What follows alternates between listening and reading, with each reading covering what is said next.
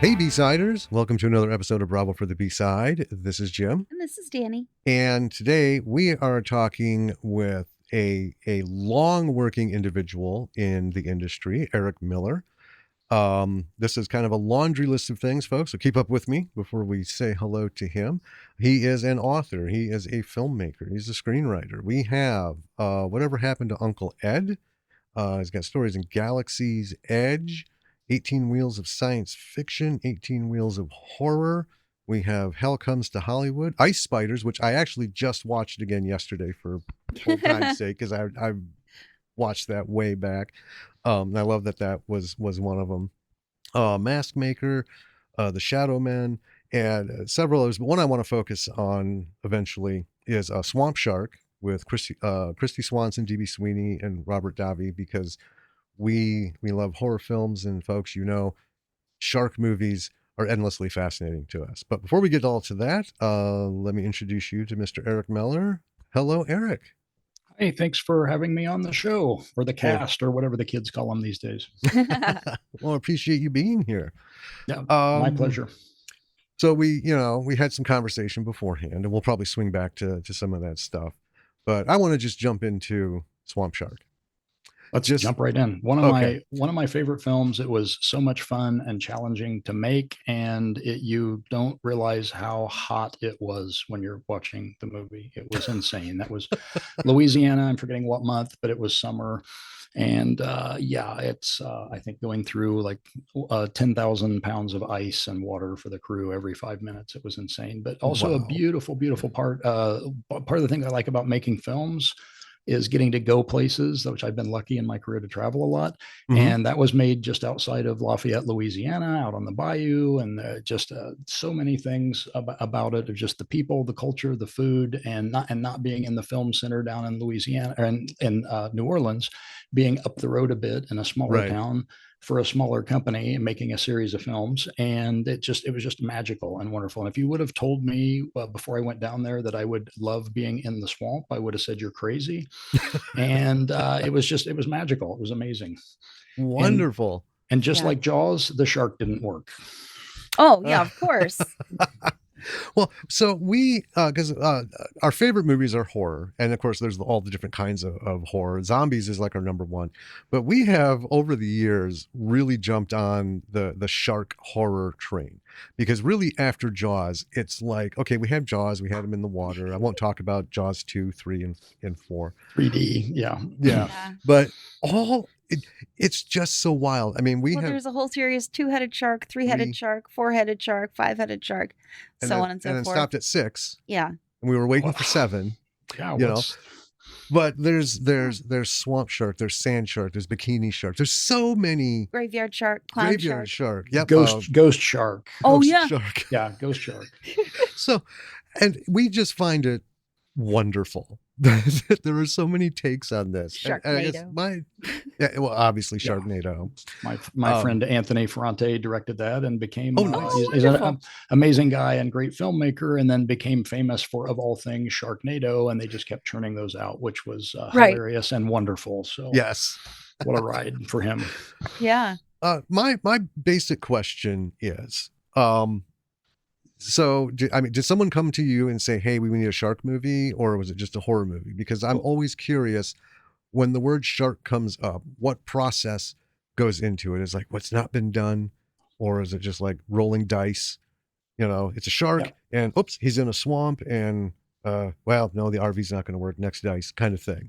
What location were you using? In this specific instance, I was working at a company, Bullet Films, Action something or other, with Ken Badish, the head producer, and a couple other producers there.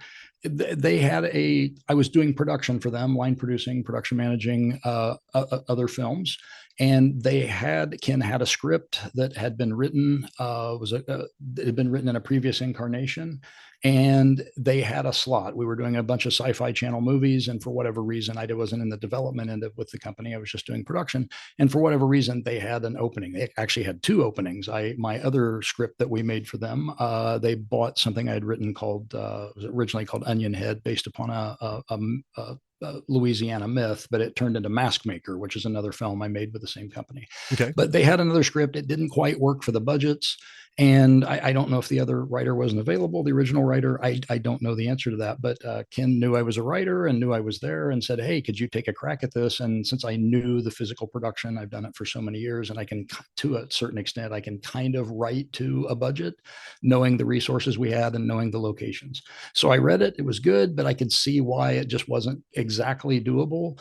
And then, so I basically got to do a page one rewrite. I think some of the original writer stuff in there was a lot of really, really good stuff in there. And usually I hate rewriting someone else, but as far as I know, they weren't in the picture for whatever reason. And they said, hey, rewrite this. So that's a Hollywood sticky thing where everyone rewrites everyone. It's a big rugby scrum of everyone eating their young, or Ouroboros eating its tail or whatever. And you try not to do that if you can, but sometimes you have to. So anyway, I do a page one rewrite on it and kind of fine tune it to what we have. And of course I can't help but mixing genres. So I had to put my trademark humor in it. I've got to look, especially giant monster movies. They're so goofy and funny. I want movies to be fun. I love fun movies. Yeah. Horror comedies are probably my favorite genre. And, some are just absolutely outright hilarious comedies, like Young Frankenstein, meant to be, yes. Even though it's one of the best homages to a real horror film ever, but it's meant to be a comedy. And others, you just mix it in. And I kind of hit the middle ground. And like again, flashing back to talking about B movies or not, but American Werewolf in London is one of my formative films, and Gremlins. Those two are on my pantheon of great films, yes. Because they're dark and scary in places and horror, but they're funny, but they're not comedies. So anyway, I threw in a bunch of my comedy, and we were lucky enough on the rewrite that when they started casting, a wonderful cast that could actually pull off some of the humor and some of the seriousness, and we were so lucky to get such a great cast in that. Yeah. And you can tell they all have personalities, and part of that is me writing distinct personalities of the characters, but all credit to the actors that they cast. They came in and they took my words and my descriptions, and they brought those characters to life, and actually in some of the best way in anything I've ever written. And they're each distinct and funny and fun, and you care about them at all.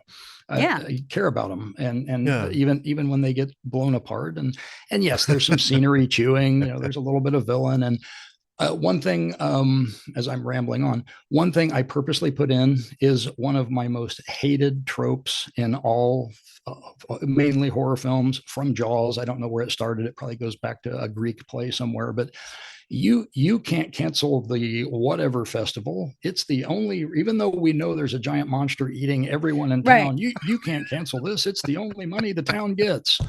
And every time I hear that in a movie, I just want to shoot myself. So I had fun with that. Put the same thing in. You can't cancel the Gator Festival because there's a small shark eating people. But I had fun with it.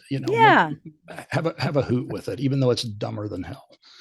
And that's kind of the thing. I just go back to what you said about it being fun. We had done several episodes on movies we've covered. We talked about the whole point of movies is to have fun. Oh, sure. Even if it's heart-wrenching, even if it's romance, even if it's, obviously comedy, you should be having fun. Yeah. But horror can be fun. It doesn't need to be like challenging your whole frontal lobe on how uncomfortable can I be made to feel, and just like, inward. We've written a quasi-horror, it's a zombie origin film. And, but it's got dry humor in it. It's got dark humor in it because it's super dry. Yeah. But it's just wonderful to, be able to sit and watch a movie and have fun, walk out feeling good that you had a fun time. And I feel that we've talked about how I think some folks are missing that mark. Yeah, they really do. And I like to say, I like movies that are about something, like if there's a deeper level, it's about a relationship. Like I keep bringing this up, and to me, it's the ultimate B movie. It's one of my favorites. It's a newer film. If you've seen One Cut of the Dead, you mentioned you're into zombies. I don't know if you're familiar with the movie or not. We have. So here's the thing. We have a laundry list of movies we want to watch for us. But we get, we have to like pick something for the show, and then people send us things, see this. So it is on my list We just haven't gotten to it yet. So hopefully it's a sometime this Shinichiro year. Ueda movie. Yeah. Yes. Yeah. Oh, okay. And I like Joe Bob Briggs does an amazing episode on that, and his wrap up at the end of that, where he's interviewing him. Really? His wrap up about independent film. It's on YouTube. If you search, it's a 5-minute thing at the end about creative filmmaking. It's amazing. Joe Bob just nails it about. I love Joe Bob. Don't be it, dream it, get out there. Don't call yourself a filmmaker, make a film. And yes, but that movie, you can't give anything away. The problem with the movie is you can't pitch it, but it's absolutely fun. And especially if anyone hasn't watched it, please get it. I think it's $4 on Amazon or wherever you can watch it. It's amazing. I think I'm up to 12 times now. And you have to keep watching, because when you start it, it's kind of like not the best filmmaking, and it's in Japanese and people are screaming endlessly and it's not great filmmaking. And you're like, what am I watching here? This is not low quality. What you're watching is not what you're watching. And it ends up being not only fun as hell, but also it's about a father reconnecting with his wife, with his daughter, and a team of people coming together to pull something off that seems completely impossible. And to anyone who's worked in film ever, if you've been on any film set ever, every filmmaker should see it at any capacity, because film people especially will love it, but the general audience too. It's just a damn good, fun movie that is not what you're expecting even remotely. Okay, it's not what we you're might expecting. have to bump that up. It's so fresh and different, but you have to keep watching. Again, I can't say anything because you give away the gag, and that's part of the fun of it, seeing it, and then the rewatches. But it gets even better. But it's about something. But at the same time, like you said, it's fun.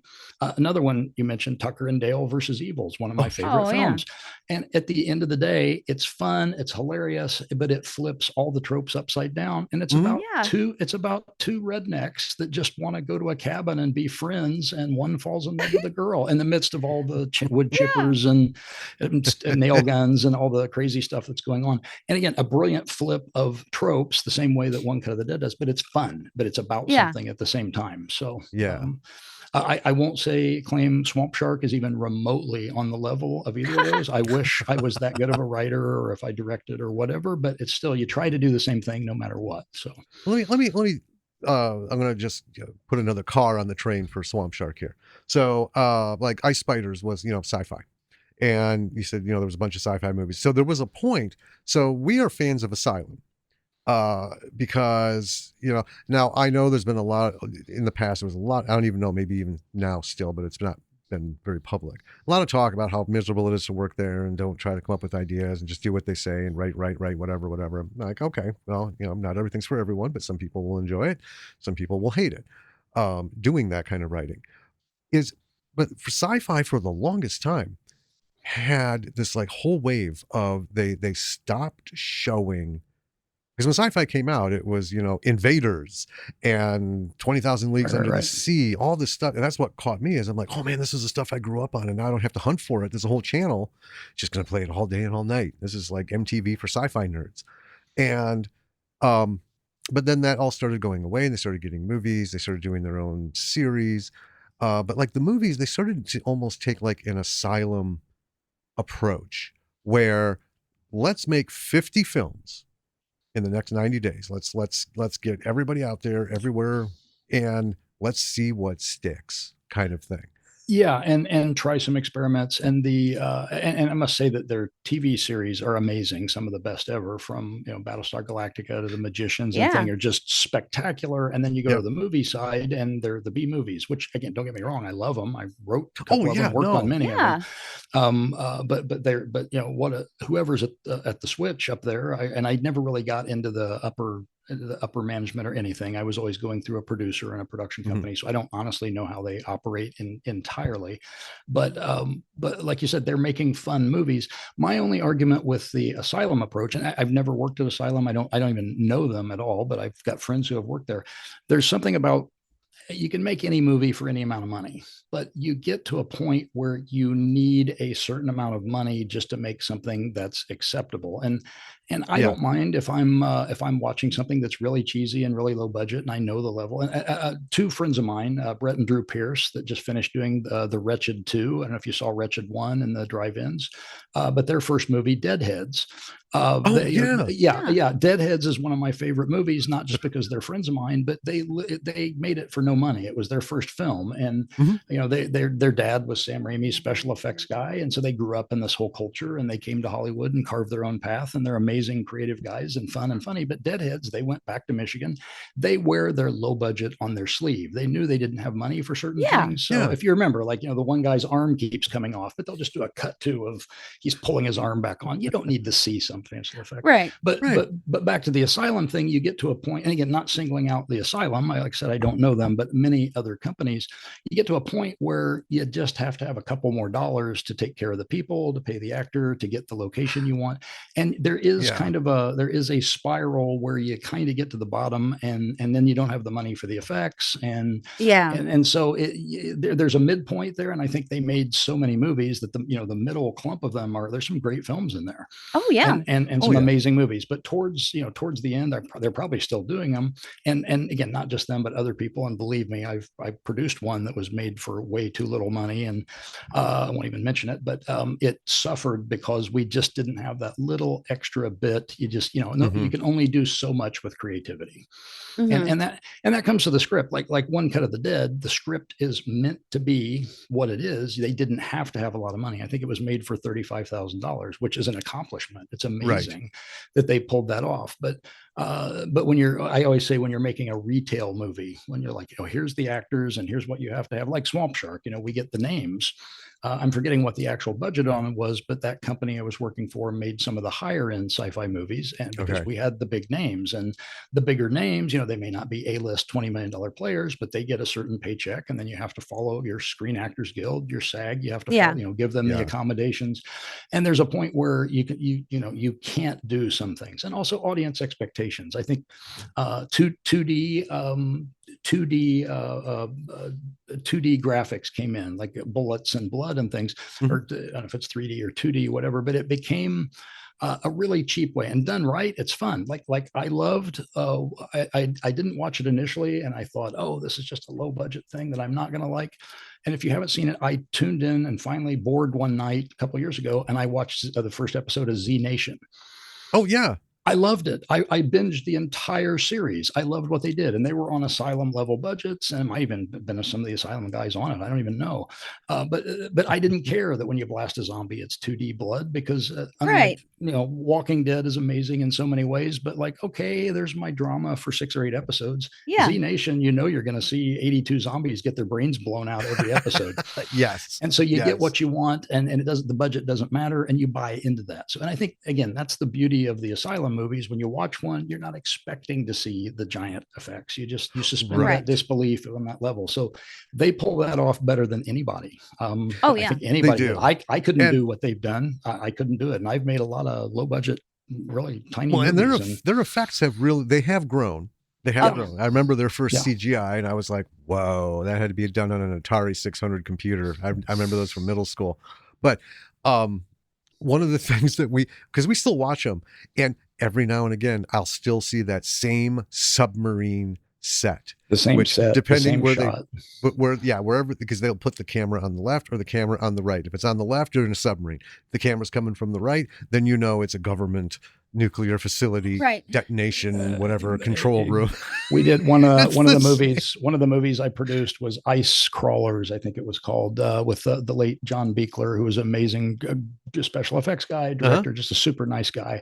But it takes place in a whatever base in Antarctica. So of course we buy the stock footage from The Thing, and here's the helicopter coming in, and then we open the door and special effects blows some fake snow in. And of course everybody knows that footage is from The Thing, but who cares? So the same kind of thing.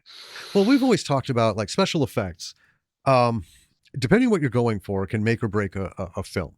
So if you're going for like a slasher horror and you don't have any money and you decide not to actually even try to put any kind of gore or anything in there for practical effects or any kind, it doesn't hit well. I mean, I don't want to have to imagine what's going on. Yeah. Right. Well, But at we the same time, go back to Chainsaw. I mean, you know that story, the yeah, original Chainsaw, there's no blood in it. So we can't make that right. movie anymore. It has to have gallons of blood in it because that's what audiences expect. Right. Well, But you what can do it if stops you do it right. yeah, what stops a lot of people is the fact they don't have the budget for that. So like we're talking with our friend Hilton about, you know, ooh, I could do that, but that's going to be a lot of blood, a lot of blood. We could do a little bit of blood and stuff because, you know, if you're going for zero budget, you want to do the best you can with what you got. But we were always talking, Scott, talking about the last year. We've talked about horror films where the introduction to the indie filmmaker, especially for $40, you can get a whole visual effects pack.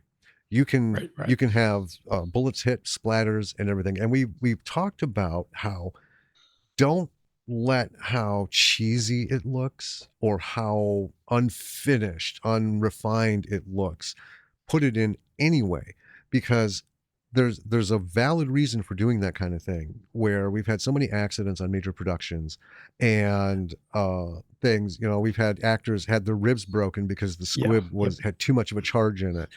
And it's like, is it worth it? You know, and go ahead and do that. the crow, where Brandon Lee, because of I think that was a prop, and other things. Yeah, and there's nowadays there's no reason for that. And I'm old school. I like practical effects. I like squibs, same with us. And I still remember and love the tagline of The Killer: "One cop, one killer, 10,000 bullets," and that, you know, John Woo putting like a billion squibs everywhere.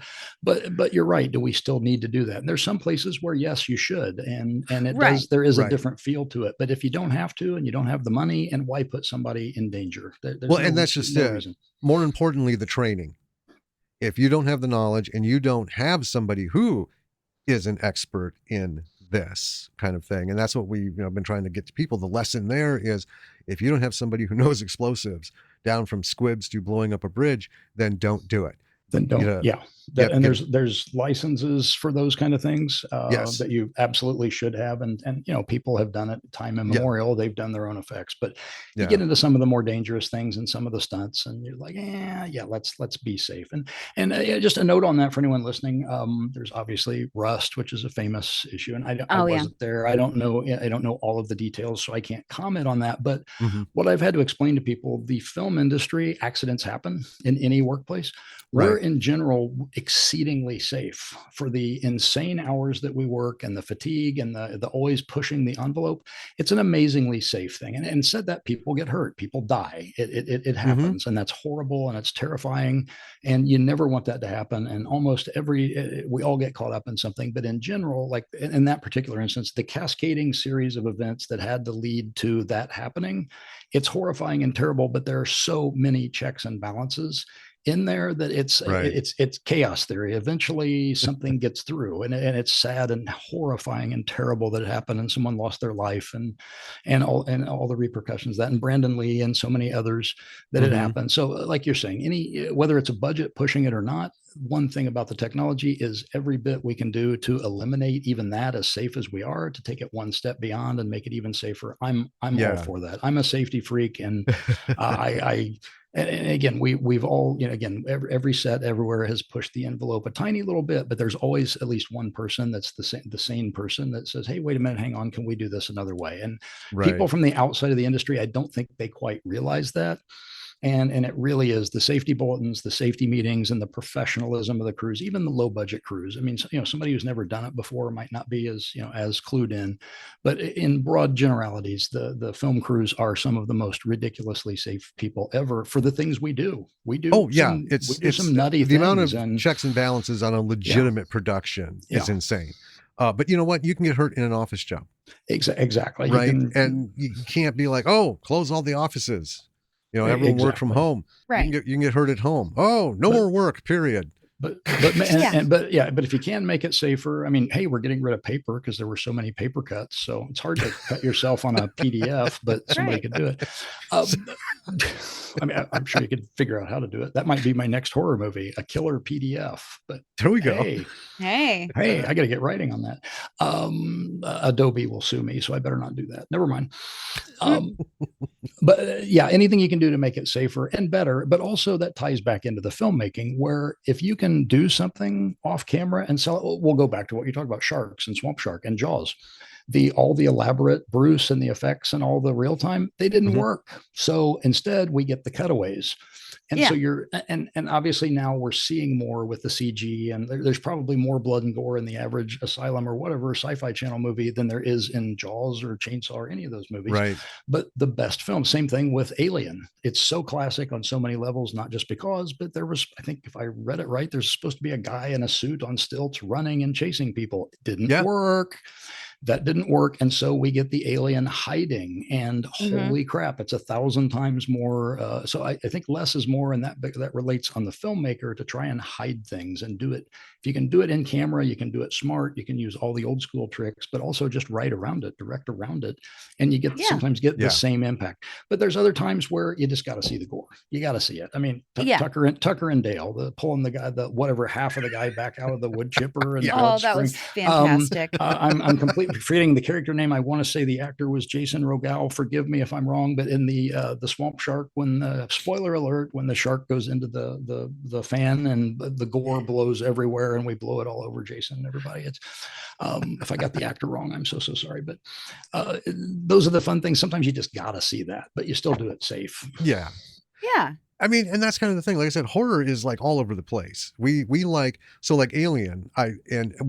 Alien and Jaws share that same thing, where it's the suspense, the horror, and not just like, what's he gonna do? What's he gonna do? It's creepy. Yeah, the creepiness really came out, and there was just enough physical, scary things visually to key you in. And Alien, one of my favorite shots is just the alien's the torso with his arms out, and he's literally being dollied forward. Not even, there's no head movement. He's not even going like this, just like that, because that was all they could do that day, because everything else tanked. And I love that, because it's so slow and it adds to it. And that's where editing comes in to make everything, the pacing, the score, everything Yeah. about it, and the photography and the movement. And sometimes those are happy accidents. You plan them as much as you want, and you can plan the most amazing shots, but some of the most iconic things ever, as we all know in film, like Indiana Jones shooting the sword guy, whatever, some of those are just happy accidents, or you ran out of time or whatever, but most of them are actually planned, or some of them are over planned actually. There was a period of the 90s where I thought pretty much every director wanted to be a director of photography, because it became about what the frame was doing instead of what was in the frame and the story being told. Yes. And nothing wrong with that at all. There's some amazing, very visual. Sam Raimi's brilliant on every level of, story, character, and the amazing. He's one of the few guys where I always say that you can tell when you just throw it up. If I've never seen the movie, I can if I don't know that it's him, I can tell that there's somebody really brilliant behind the camera. Sure. Most of it's kind of generic, and for a reason, because it's hard to put your imprint on with a style. But Sam and very few others are like, oh, that's a Sam Raimi movie, because it's the way he moves it, but he still tells the story and develops the characters and just pulls it off. Like Wes Craven was also a master of that, and many others, of course. Oh yeah, and that's again why we do like B movies, because there's so many more of them, and there's so much more of that when you if someone's starting out and they're like, oh man, I'm gonna make this movie, and they watch this movie, like, I like that. Well, there's a lesson. Watch it again and again and again. Maybe try and do a little research. What did they do to get this shot? Right? What and if you're good at working a camera, you should be able to visually kind of sort out exactly what's in the frame, and what a set looks like, so there's all this other stuff, so why and what, and if it's cool, does it fit what you're doing, and then exactly. And that's the advice I've given to a couple or more younger filmmakers coming up asking for advice. And one, when I talked to him, is a kid from England who's directed 5 or 6 movies now. He's a man now, but he asked me what I would do, and I said, pick one of your favorite scenes from one of your favorite movies, get your friends together, don't worry about lighting, don't worry about acting, get your camera, get your phone, get whatever, and shoot the scene the way they did. Mm-hmm. And he's like, why would I do that? But I want to do this, this, and this. And it's the same thing that you tell writers. We read something like, oh, I want to be like that. And so you start copying someone you really like style, and eventually you develop your own style from it. But we all start off writing. And in this case, once you've got that scene down and you can do what they did, now you can start improvising. Now you can change your camera shot a little bit, do it a little bit different than they did. But when you're getting your training wheels on in film and writing and anything at all, we're all copying someone else. I mean, you want to be a comic book artist, which my failed dream because I'm the worst artist on the planet.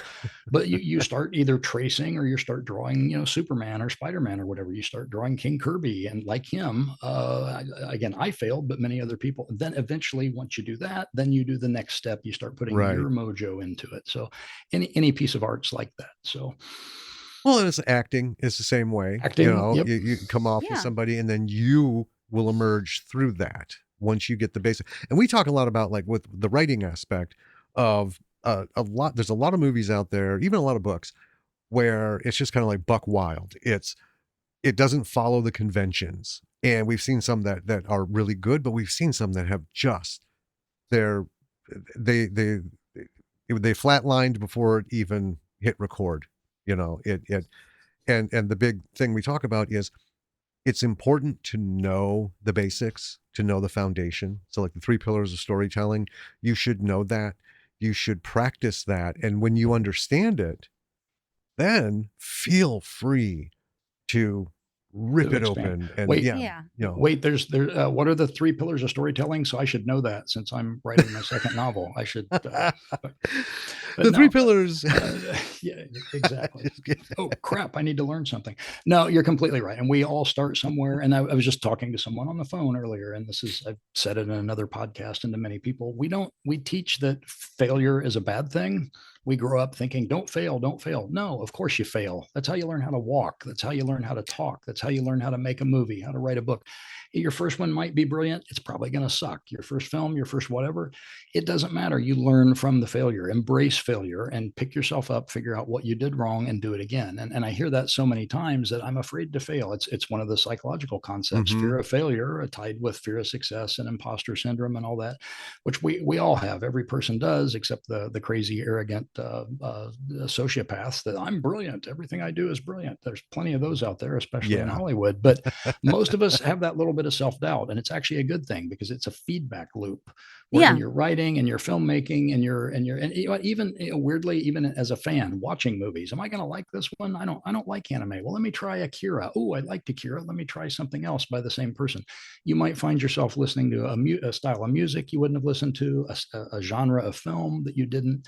Everything is about, and it may suck, you may not like it, but try another one, and then give up eventually if something's not working. But I saw an interview. Don't quit your day job. From Tom Hanks talking to actors in acting class, and out of all of it, the one thing that I love is do not be afraid of failure, because without failure, you will not find success.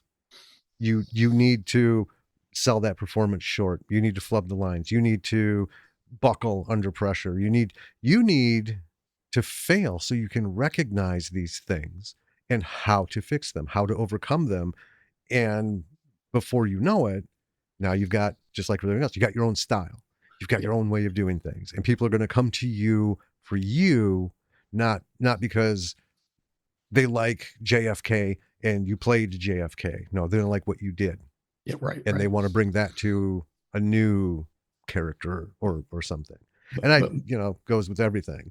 But learn the basics, like we're talking about. First, kids, learn the basics first before you start going crazy and wild on things. And then that's where the beauty comes from, because even in storytelling and filmmaking, you've got that core amount of, like, you stick with your story and you can make crazy variations on it and go nuts with characters, but you've got the core storyline that has to be the through line. Yeah.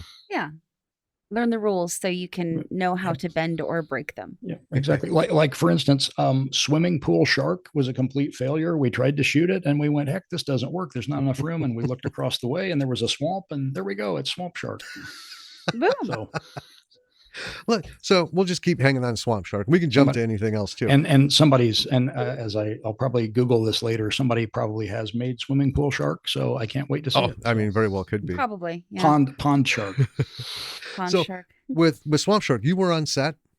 Yes. for that? Yep. Okay. Ice I think Spiders? I was also on Swamp Shark. I think I was production manager, line producer Okay. also. So, Okay. so my ego went completely overboard, and I was ordering people around. And no, the scene's got to be this way. And every filmmaker's dream to go completely power mad. So, but yeah, no, I was there every day, and great crews. I got to just give a shout out. I just fell in love with Louisiana. I wouldn't have thought I would because of the heat and it's blasting and humidity. But again, I said earlier, the culture, the people, the filmmakers. We were working with some very experienced people, but also some fresh new people. A lot of them have gone on to big careers in film and TV. And it was just a magical, beautiful place to be working, even though we didn't have big budgets. And but we had fun. I mean, there's the usual stress of filmmaking. There's never enough money, never enough time, and never enough resources, no matter what you do and how much you plan. But at the same time, it was a really good bunch of people pulling together. And that one in particular, it's funny. I get a lot of people want to talk about Ice Spiders because it's the biggest thing I did, and that was great in so many ways. But I love that people are bringing up Swamp Shark because it was really a fun, personally for me. The script is fun, the actors pulled it off great, and it was a really good experience all the way around. And hey, we made a shark movie. Who doesn't want to make a giant shark movie? Yeah, or a killer shark movie for real. And for the record, I have literally no idea how they got the shark in the tanker truck in the beginning or what that was all about. But we had to have some reason to get the shark there. I don't even remember. But sometimes things are just the way they are. There's a shark and it eats people. Yeah. I mean, it doesn't need to be complicated. Yeah. Yep. What? I try my best to overcomplicate it, but yes, it doesn't have to. Oh, sure thing. Let's drive down the road a bit backwards. Talk about getting into all of this. Like, what was the moment that it started happening for you inside, and then how did it actually happen where you could be called a professional? I'm going to be a professional. Well, you got to check. Yeah. That's the difference between amateur and professional. You get paid. So, I'm a pro. Well, grew up Midwestern kid, moved around a lot, and I always loved movies and collected movie posters, and so and memorized the names and the positions, and of course watched them on late night TV like so many people did. And back then, about 400 years ago, it was the Ice Age when I was younger. You didn't, Hollywood was much more closed. It was a smaller town. There weren't the streamers, obviously. There weren't, a billion indies. Corman was there. I knew I was watching Corman movies, but I didn't know about the Corman machine that was down there, which a lot of my friends worked for. And I wish I would have came to Hollywood earlier, but I did something silly like getting a college degree for some crazy reason, instead of going to Corman and sweeping the floor. And one day you're sweeping the floor or building sets, and the next day you might be directing a movie or something. Who knows? So that was another magical place that I wasn't part of, but many of my friends are. But anyway, back to me. Watched the movies, and I was in college and starting to get the inkling I wanted to do journalism. I was always writing, and I was writing tendrils of books and short stories and magazine articles and things. And I kind of wanted to be a journalist and various things. And I didn't really think about writing scripts. It just never occurred to me. I've always been a gigantic reader, so I knew I wanted to write novels someday and be in that world. But I just started watching some seminal movies, and I always say this: the movie that somehow the light bulb went off. I saw RoboCop, which is still one of my favorite films. And I went, somebody's making movies that I would make. That great sense of humor, the gore, the action, the science fiction. That's one of the best B movies ever. B does not mean bad. It's like it's an amazing film. So many great lines, great performances, the smartness, just everything about it. And that was my light bulb moment. And I went, wow. And I found out we had a film program at college, and I shortly thereafter, I changed the major, and it was more film studies, but I found some old cameras and started making little shorts here and there that mostly sucked, but did our best and got an internship and wound up in Hollywood. And here's a completely idiot. I was a little older because I had to work. I stopped and started a few times, and I worked my way through. But I wound up in Hollywood. I'm just a green-eyed idiot from Indiana, and I'm at Orion Pictures as an assistant to the great Howie Deutsch, film director of so many, Pretty in Pink, among so many other films. and his assistant Elena was also his producer. They were wonderful to me, and I sat on the floor with all these amazing creative people, and I'm like just kid in a candy store. But also at night, this is the funny thing. There was a movie theater in Century City. If you know LA, it's all now. Well, it's always the big corporate stuff. But there was a Cineplex Odeon theater, so I didn't have much money. So after my internship, I got a job at the movie theater, and the usher was knew a producer. The one of the assistant managers became one of my best friends and co-writer on a lot of projects. He's passed on now, but Steve Burkischuk introduced me to, hey, this producer I know needs a PA on his upcoming movie. And so I got a lot of connections out of the Orion internship and learned so much about about Hollywood itself and the big level of Hollywood.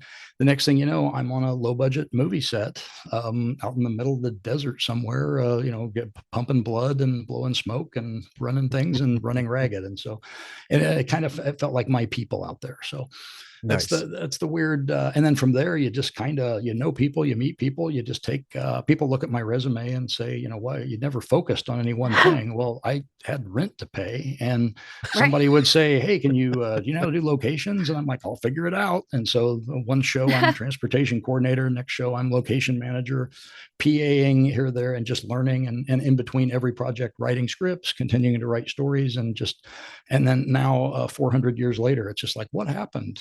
What a strange life that I've had. It's a real carny life, real carnival life. Right. And it's not for everybody. But would you have done it any differently, knowing everything you know now? Oh, hell yes. Yeah. Yeah. I would have gotten into TV earlier than I love independent features. Oh, sure. I love B movies. I love indie film. And so where many of my friends and the crew level took, TV jobs, and I stayed in independent. Not like I had a choice, but there were times where I could, do a TV show. I'm like, I want to go do this cool monster movie or something somewhere. I'd have a lot more money in the bank. We'll put it that way. If I do, because TV lasts longer and there's more money in it. And as Hollywood has become a TV town, if I don't have any regrets. I love what I did. We all do what we do. You can't ever live in the world of regrets. But if I had, like you said, to do one thing different, I would have focused more and tried to become a writer's assistant, and maybe got in the writer's room and took that path. And that would have led more to writing on, which now who knew TV was going to take over and dominate all of Hollywood. So, right. So it would have been a slightly different path, and that there's amazing creativity in TV. That's something you don't, even back in the day you didn't sneer at it, but there's so much more prestige TV going on. Oh yeah, yes, everywhere, and so many great shows and amazing things. So if I could switch one thing, that would be it. But again, I'm happy with what I did, where I've been, and what I've done, and I always like to say this, that the industry has taken me to places I never would have gone, and I've met people I never would have met, and I've worked on things that some are garbage, some are great, some stand the test of time, some are completely forgotten, but it's been a great life journey that I wouldn't have had in any other way. And I've got to help. I mentor people all the time. I try to help people and help the next generation. Nice. Mainly because I'm hoping that they'll hire me when they're running a studio, but really because I love the art form. I love arts in any way, and I just like to pass on what I know and things that I've done. That is excellent. So I have a question, and I'll preface it with this. We have talked with a few people, all the things going on now in terms of, streamers, right? They are the new Godzilla, King Kong, Rodan on the scene. My view is the Hollywood model as it's been has been on a very slow exit, because it's been imploding. The Weinstein thing, the whole power struggle, just all that stuff. And then not just the politics, but the business decisions, and the inflexibility with the current model to deal with what has become a rapidly changing public interest in things. Today they're horror, but as I'm saying that, they've already switched to comedy, right? And it just goes so fast. And my view is it's going to go away, and it's going to be kind of almost like an indie film model is going to come back in, because the studios are going to have to become way more flexible.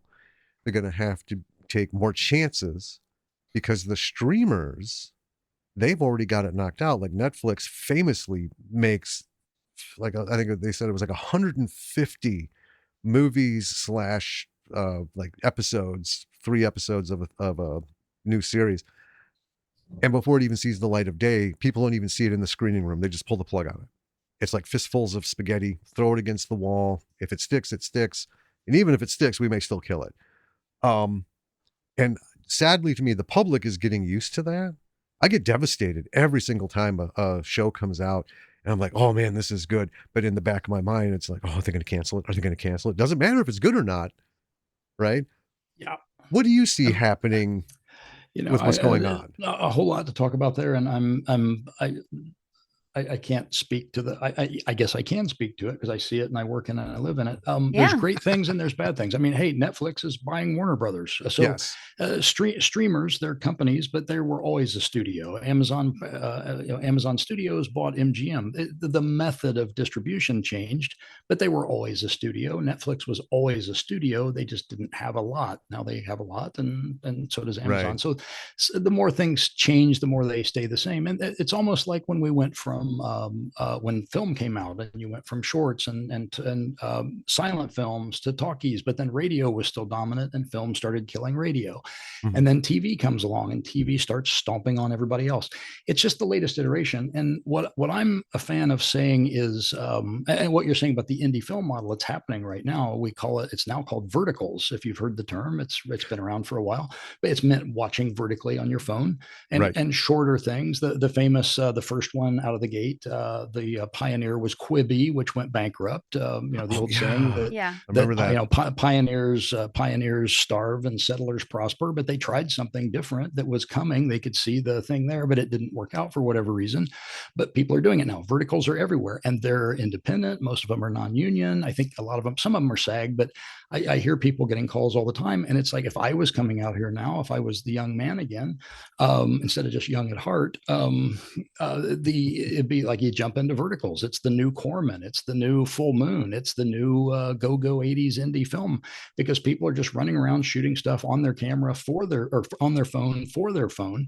But there's some real high level players on that. So, but I also think too, the beauty of it is there's, it's also a curse that they're kind of, in a way, the traditional, in some ways, you think they go to the movie theater and watch the 2-hour movie is dying, and watch, the new Magnum PI is on Tuesday night or whatever.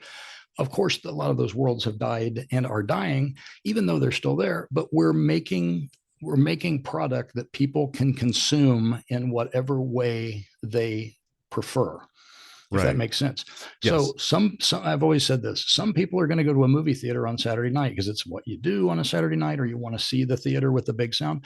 Some people are going to go to a sports game in the stadium. Some are going to watch on TV. Some are going to watch on their phone. Some are going to listen on the radio. It's always been that way. It just seems to be more polarized now, but it really is just the same that we had. We have different ways of doing things. And books, we have, instead of just getting a book at the library, now you buy books, and then you get an ebook. And now I listen to as many audiobooks. I read the same ones I listen to. It's a completely different experience sometimes. But now there's things like on, which I'm excited about, a lot of YouTube and whatever other channels are out there that people are doing spoken word narration with bits of animation too. So I don't even know what you would call that. There's probably a word for it, but it's short storytelling and sometimes novel length storytelling with some really cool graphics. Okay. So you can actually watch something while you're listening to a book on tape instead of reading it. And so I think, and the ability, it's so nice to be able to download something and just watch it and stream it and everything. So I think those are the positives of it, that we're discovering new ways of showing, getting the product, getting the stories to people. I think that, and eventually, again, like, radio dramas and things, people are still doing radio dramas. They're still out there. You can listen to podcasts that do them. They're not as dominant as they were, of course. And, some ways of doing it are dying, some are winning. But what you said too, there are negatives about it too, where what you said, and one of the biggest negatives is the ending a show before it's been finished. Right. And I hate that personally, because you get involved in a show and you love it, and then they end it on a cliffhanger, and bang, it's been canceled. Now, of course, that always happened. It happened, but back in the network days and everything, they would probably, this is the last the last 8. So they would write the exit for the whatever characters and wrap up the story. And sometimes, like Sense8's famous for, they actually gave them a movie to wrap it up, which was wonderful. They gave them some money. If you watch, that's a great series. It's like mind bending. It's an amazing thing, but it just ended. And then the fans were like, you can't just end this. And they gave them enough. So they did a wrap up of the movie. Same thing. Serenity did. I was just going to say Serenity. Yeah. So I wish they'd do more like that.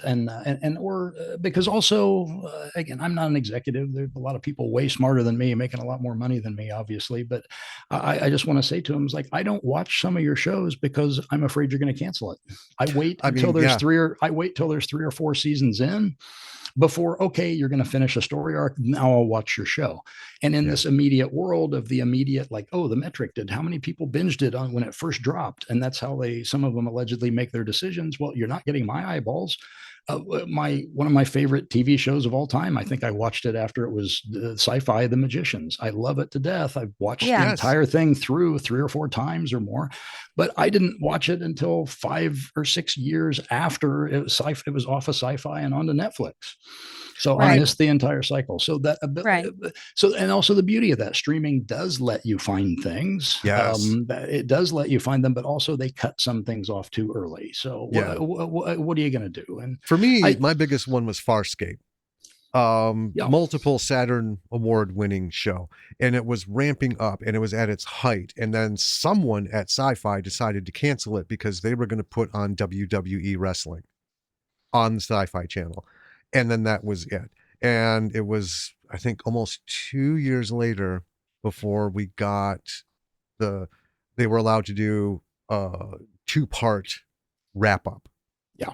Yeah. And, but also, like, I think this environment though is really great because all the studios are sitting on these treasure troves of film that nobody has ever seen and I think should be out there.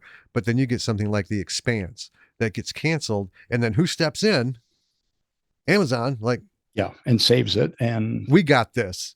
Yep. And thankfully did a phenomenal job carrying it forward. One of the greatest TV shows of all time, just amazing. And what great, brilliant books and brilliant versions of the books, which doesn't always happen. And you know what, but people also continue it. They continue them in books, and some people, I'm forgetting what the series is right now, but one continued in comic books, which isn't quite Buffy the same the Vampire Slayer did. But if you want to wrap up the story, you can still find it or something, but it does seem to be, it's after the first season or so where it's like a real cliffhanger that you're like, well, hang on. I really like that show. And it's really frustrating when you see, like, number 1 show on whatever streamer for the last 6 weeks and then canceled. Like, wait, there's always a reason. I mean, they're again, very, very smart people, and they know their metrics. And a lot of times it's just money. Sometimes the actor's not available, creative things. There's so many reasons why something can go wrong and go off the rails. But as the fans, it's just like, don't do that to the fans. And I think most of the creators that I know really do respect and love the fans, and they're making things for them, and they want to, like, can you imagine Lost, the greatest cliffhanger show ever? Every week you're dying because it's a cliffhanger. If they would have, not everybody likes how it ended. I personally thought it was kind of smart and heartwarming. And how do you end that, but if they would have just ended it and canceled it without a wrap up, I think there might've been, riots. I think an ending that caused riots was The Sopranos. Not Sci-Fi or horror or anything, but I know I was like, wait a minute, what? He's fooling me, right? I'm not moving. I'm going to keep watching the screen. That was it. Oh, I had the same reaction, and I ended up loving it, because when you think about it, because it's ultimately, life goes on. Whether you're a gangster, whether you're whatever, life just goes on. They're just people, and talk about subverting expectations. That's not, I think every single person was waiting for whatever rival gang to come in and gun them all down at dinner. And would that have been satisfying? I don't know. I always wonder, because I, grew up watching television as a kid, and sometimes what there was on TV was what was on TV. So I ended up watching Dallas because nobody else had anything on that wasn't anything, right? So, as a kid, and that whole, it was a dream thing, that twisted my brain, but I wasn't furious because I wasn't super invested in it. But, oh man, the next day, every grown-up within earshot was just howling. What that was the hell? that was one of the weirdest. However, though, that brought us one of the greatest. However weird that was, and how you just that show just goes off the air, and who cares? But that brought us one of the greatest TV moments ever. Was the Newhart show, where he wakes up and it's all a dream. And he wakes up next to Emily, and he's like, "You won't believe it. I went in." I love that so much. Anybody under 50 or 60 won't know what we're talking about, but go ahead and Google it. They're probably on Tubi or somewhere. But the wrap up, I think, was it the second Newhart show or whichever. It was Newhart. Yeah, it was the Bob Newhart show when he was a psychiatrist in Chicago, and then it was Newhart with the inn and stuff. And I love the cutouts. Genius. There's so many bits out there, outtakes where Bob Newhart kept calling his co-star Emily because he couldn't get it out of his head. He had done the Bob Newhart show for so long. They were so good together, and this new show was so close to it. He's like, Emily, and then the whole set just stops. I mean, you can't even hear the spindles going on the camera. And then everyone cracks up. It's like, you're just dying. So. Take two. So you got into horror by watching Dallas, one of the greatest horror series ever. That's amazing. Oh no, I got into horror long before that. So I grew up in Northern Illinois, so in Rockford, and we luckily had home of Cheap Trick. Yeah, Cheap Trick. I met them. I worked at a store, retail, and we had them in doing signings. So I've got a signed CD from them and all that good stuff. But my jam with all the people in the house, when the whole house would go to bed, we had a lot of people in there, and from midnight to like 2 a.m. was my time to shine. That's when, after watching Twilight Zone, Outer Limits, Night Gallery, and then the real movies would come on. And I was 6 when I first saw Night of the Living Dead. Oh, wow. Yeah. And it was the midnight monster movie. And I loved, Godzilla and all that stuff and everything, but you don't always get access to it because we're talking 1975, right? There's not a lot to do outside of network television. But Channel 32 from Chicago had this whole thing going, and that sealed it for me because it was scary. It was creepy, but more than anything, I was emotionally devastated by the end of that film. Yeah. I was so angry, and I had no one to talk to about it for the longest time. I'm like, this guy went through all this stuff, and for what? For what? What the hell? I think George Romero always did that. His films were about something, and that was, I mean, you could make that. It's a nihilistic thing that you struggle through life, and then it's over. Like, wait, what? Yeah. What? That's not fair. That's not right. But yeah, from there I was hooked. Did you have was there, I should know this, but was there a horror host in Chicago? Okay. So I don't know, Chicago. I know there was the son of Svengoolie. Okay. It was okay. So yeah, that's right. That's where it came from, because we had, and you probably didn't, you might've got the TV skip late at night, but we had Sammy Terry in Indianapolis, who's still one of my heroes. I have 2 signed pictures of him and dedicated one of my anthologies to him. He was the great host that of course it was cheesy, but he didn't make fun of the movies. He even treated the cheesy bad movies as completely serious. And that's where, he's regarded. I've read a couple books on the whole horror host thing. And as much as Svengoolie's fun and all that, and so many other great ones, but he treated him serious, and he's just regarded as being one of the serious. So that was kind of the similar entree that you'd get the Sammy Terry and whatever it was, Nightmare Theater at the. Well, that's why I got hooked on Joe Bob. When cable opened up, standard cable, and Joe Bob Briggs Drive-In showed up. Yep. I was like, I love this. I love these movies. I love they're giving him a platform, and that, the whole, and then we got Elvira, and we got all these things, and then we got all the followers. Yeah. But yeah, I know. I cut my teeth on Mystery Science Theater 3000. Oh yay! Yeah. It's still some of the absolute best stuff ever. Geniuses. We had talked about, so we did every year we do a retrospective, and it's usually about somebody who is pinnacle to the whole development of film, like Elise Guy. That lady erased from history, basically. But she is the first, not just woman, but the first person to actually create a movie with a narrative, and not just streetcars and horses and buggies and stuff. The stuff the Lumiere brothers were doing. Yeah. But we decided this year to do like a horror genre and the evolution of it from the day film was created to today, and each decade how it goes through. And the I actually just lost my train of thought. Elise always throws me off. Nuts. But the first narrative film, and you're doing the retrospective on. Oh yeah. Yeah, but what did we do in the retrospective that I was bringing up? The horror. Oh, the horror, the beginnings history of horror. Yeah. And the decades, the genres. Yeah. Did you lose it completely? I feel like that train has left the station. That happens to me many times a day. I'm Grand Central Station. Who was I talking about?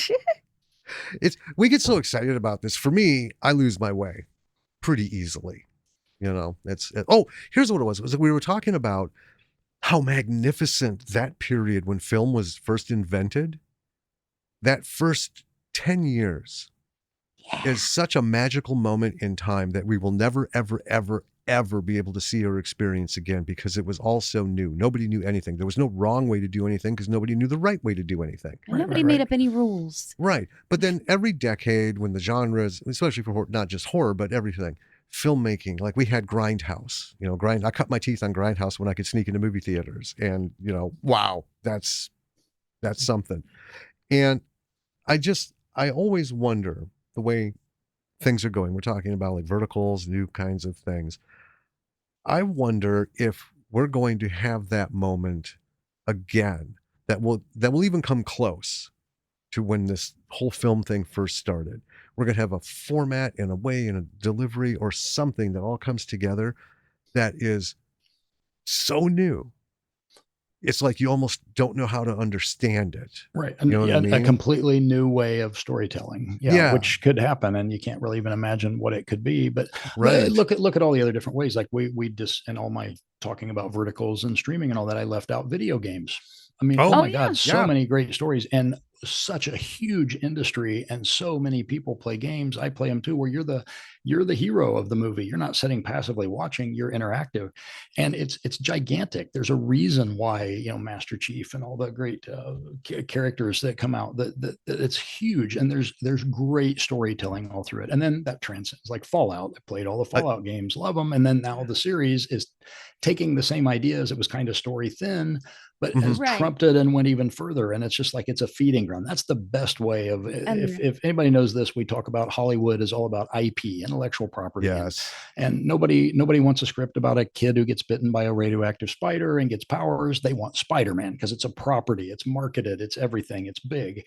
But the different, there's great example. I mean, Spider-Man is a great example of IP. It's not all just about something that's easy to market. It's about taking another property that could be developed into another format. Like, and Fallout's the best example. Like how many people outside of gamers, and even half of the gamers, even knew what the hell Fallout was before last year? And now they've made this amazing, great TV show from it that looks great. The story's great, and the acting, it's fantastic. Holy mackerel, and it looks amazing. And it's trumped the games. It's almost more fun than the games. Well, and they're in the culture. And The Last of Us, that series was amazing. Yeah, same thing. And so many, and a lot of times they just crater because they're just crapping something out to make some money and get people out there. But when they genuinely care about it, and again, that's not the paradigm shift of storytelling like you're talking about, but it's a way of taking one story and adapting it. And I mean, when you really boil it down, it goes from cavemen sitting around a fire, grunting to each other or drawing whatever pictures on the cave wall, to, written word, to novels or stories, and then oral traditions, of course, were around way before that. But when writing, and like, when did the modern novel come about? I read at some point, this has got to be wrong, but somebody said Ivanhoe was recognized as one of the first novel formats, but that seems too late in the day. But when you look at the progression of how novels and how stories are told, even to the modern day, novels in the 60s are not written like they were now, and novels in the 10s aren't written like they are now. And it's still, everything's evolving. Even the most basic thing, writing a story down, or telling a story, that's evolved.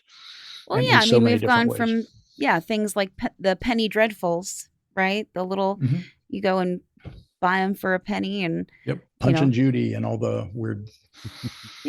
To now we've got huge arcs. Well, even before that, we got Plato, and all the way back to there, everything was a poem. It was poetry. It wasn't writing for the dramatic sense. And then from poetry, we've got plays. And we got, yeah, exactly. You know, and that whole thing. But even, way back before that, what? And then do you think Plato would have realized that would have wound up with the Rocky Horror Picture Show? Like, could he have foreseen that ever in his wildest dreams? I don't think he could have, but oh my God, I would love to be the one, if we get that time machine going, to go back. I want to be the one to tell him and say, I want to show you, sir, one of the greatest things to ever come from your efforts. On stage. Yeah, exactly. Yes. We'll use the Bill and Ted time machine for that. And then you say to his unprocessing face at the end, when he literally has no idea what to do, you just go, "You're welcome, buddy." Yep. Then send him back. And then he drinks the strychnine like Socrates did and says, "Get me out of here." So, yeah. But no, I think you're right. I think I'm curious. I hope it's in my lifetime to see some new revolutionary way. I mean, Cameron's trying it with the way it's not just 3D being a gimmick, but he's doing a visual thing and a story. Like I said, the audio stories, whatever you call those, with visuals to them. There are so many different ways it's going, but there might be what is the next medium, or will it actually happen before AI takes over the world and kills us all in the Skynet apocalypse? So maybe we've reached the height already. But I think my daughter would say it like this: the problem with Skynet is it has no whimsy. That's true. She often accuses things of not being whimsical enough. Yeah, mostly me. Yeah. And that's how you beat Skynet. You just go up with a weird flower or a weird drawing or something. But also somebody's got to fix the robots. Like, come on, guys. Yep. But here we are. Before I forget this, I wanted to bring all of this full circle to something back to horror, and something we started talking about when you started talking about shark movies. And maybe the next iteration of shark storytelling will be live action, putting you in the cage and the chainmail or whatever with the shark as you're watching the movie. So it's kind of like an escape room with a shark. But no, what I was going to say is the thing I think why shark movies resonate with people, aside from the fun and the weirdness and everything, is this is something a friend of mine once said: it could happen to you. Zombie movies are great. Vampire movies are great. Love werewolf movies, all this stuff. Yeah. What are the chances you're going to get bitten by a werewolf or get eaten by a zombie? Probably not really good, but any one of us could go swimming, especially if you're on vacation in Australia or off the Florida coast. Right. You can get eaten by a shark. Yeah. It can actually happen. And that whole thing in any horror movie, can that happen to me? And that's what makes it really scary, because you can imagine that being you. Yes. Yeah. And yes, we can in a zombie or vampire movie. Of course, we can put ourselves into the character, but that one's real. It's a predator. And you think about everything in the ocean is they're eating something else. And suddenly, let's just go take a swim. And it's probably that time that humans are part of the food chain instead of being on top of it. The whole thing with the shark is, I mean, it's the apex predator. Yeah. It's like this, it's it. You see that fin, in your head, it's like, it's over. Right. But it's the suspense that, made Jaws work and everything else. But like, one of my favorite movies is The Deep, and there was no shark. It was just a moray eel. It was the tension. Yeah. And it was like 15 seconds out of that whole film. Everything else is, cloak and dagger and who's he, who's she, who did what, da. But that whole thing, and I think it had to do because it was underwater. To me, the underwater environment, I don't think we've explored enough. Yes, we've had the Meg. Yes, we've had the Abyss and Leviathan and stuff. And we've had sci-fi, 20,000 Leagues Under the Sea and all that. I still think there's something, Sphere comes to mind. But there's something I think we need to unlock about underwater, because everything about being under the surface is so final. You have finite air. You have finite movement. No matter how good you are at swimming, you will only ever swim so fast. If you go 5 feet too deep or come up too fast, you get a bubble and die. It's an alien. It's the closest we can get to an alien environment, and you're putting on a spacesuit and going into it, or swimsuit, whichever. Yeah, and I have always, as a video gamer, since Pong, I've always wanted an underwater environment type video game. And they did come out with one for the PC back in like 93, 92. And I played it. And now I can't believe I'm forgetting it. BioShock was underwater. Okay. BioShock was underwater. Yeah, absolutely. Yeah. And I love the mechanics. I'm a boat person, so underwater is still okay. I love the mechanics of the ocean, the real world ocean, being on a boat, being on a carrier and in a hurricane, is an eye-opening experience. You know, you see what a hurricane can do, but then you have this massive man-made thing that is like, bring it, you know, but the ocean is still lifting it and turning it. And it's just, I love that power and the alienness of it. Where it humbles the human again, you're now the bottom of the food chain. You're not getting out of that giant wave and shark and whatever. It's the power of it is stunning. Yes. That was the whole thing with Perfect Storm that hit me hard was the end. One, because I knew how it's going to end. This is a sad deal. Nobody knows what actually went on, but just the whole idea of, even if they made it up for the script, there was a moment in those people's real lives where you have to sit. I'm a big fan of scenes in a movie where it's inevitable. There's not going to be any escape. You can do what you want. I love this inevitable ruin. Yeah, I love that emotional connection to, oh God, you know, how would I feel? I can pretend to know, but I've never obviously been in. I don't want to be in a situation where this is it. The comet's coming, you know, you get the whatever it is, and you're like, oh, what would any of us do or react? So you probably, not having said all that, you probably love the 13th Warrior with the whichever Viking on the brow in the storm. He's like just laughing, like, what else are you gonna do? We're either gonna die or we aren't. That's such a great character moment and a fun one. Oh yes, that's a great moment. And also a Triangle, speaking of movies on boats, if you've seen Triangle or not, masterpiece of time dilation. It's a horror movie, but deeply character stuff. Probably. Here's the problem. I know we've seen at least 8 or 9 things having to do with Bermuda Triangle or with the name Triangle in it. Right. We've seen so much stuff, it's getting hard to delineate. It's to remember. Put if I saw the one sheet, I'd be like, yeah. Yeah, and anybody listening, put Triangle on the list. It's basically a Groundhog Day where a woman leaves home, goes out to a boat with some people, and then there's a crash. They get picked up on a passing ghost liner, and then people are killing people, and they're trying to get off, and it repeats, and it's all about the repeat, and they're going through. It's intellectual. It's scary. I think we have. Yes.